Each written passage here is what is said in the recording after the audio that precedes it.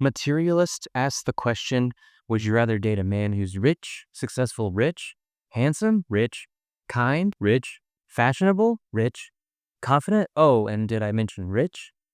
Or would you rather date this jabroni with a cute face and potential anger issues, which are more referred to in the film rather than shown? He's actually pretty chill in the movie. I think we know who she should choose.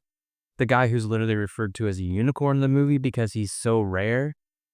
This movie is a quite fascinating study on dating in today's world.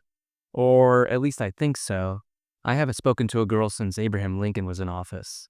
It touches on many topics of what makes a desirable partner, with beauty, age, income, and success probably being the biggest factors brought up in the film. Side note regarding beauty, there's a hilarious line in the movie where Dakota Johnson is venting to someone about her clients and how they say no fatties, and suddenly I thought I was watching a dark comedy, so I giggled a line, and then no one else in the audience was laughing, and then I felt awkward moving on. One of my favorite scenes in the movie is when Dakota and Pedro are out to dinner, and she starts evaluating their relationship.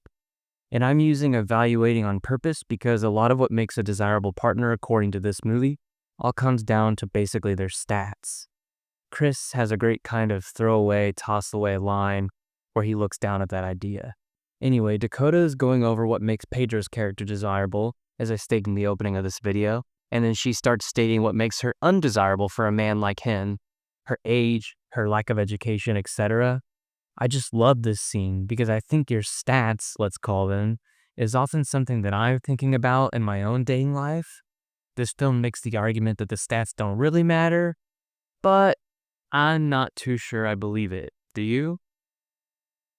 I think the performances from the main three were great, with Chris Evans being the standout for me.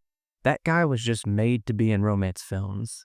Yes, because he's handsome, but he just so naturally can deliver classic romance lines with ease. Not that I buy him being a broke, gotta-work actor for one gosh darn second. I mean, look at that face. That's a face that should lead an Avengers movie. And it's not a complaint that I don't buy him as a poor boy. I really don't care about that at all. Just an observation. Shout out to my short kings out there. Not that I'm one of them, okay?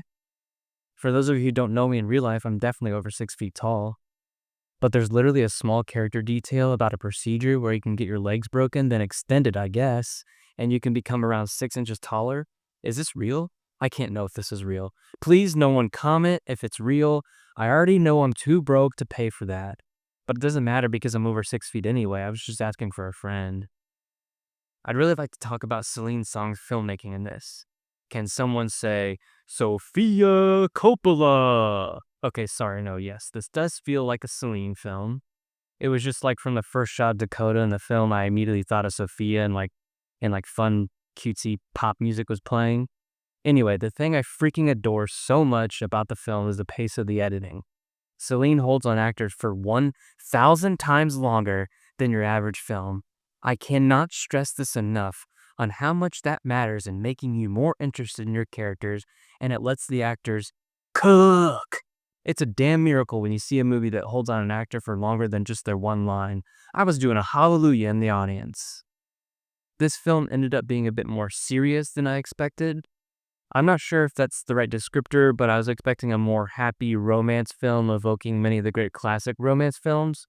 But this actually wasn't all that romantic if you ask me, which partially is the point, I know, so delete your comment. And yes, the style of the film is more grounded. I guess the advertising peeps should be the people I have beef with. It's just that the wonderful classic romance films I love, like When Harry Met Sally, for example, are just a little lighter on their feet, and this wasn't quite that. It's not really a negative, I was just surprised. Overall, though, the film has some good characters with likable actors and some great filmmaking behind the camera. I'd recommend this film to any of your fellow romance lover in your life. I had a good time.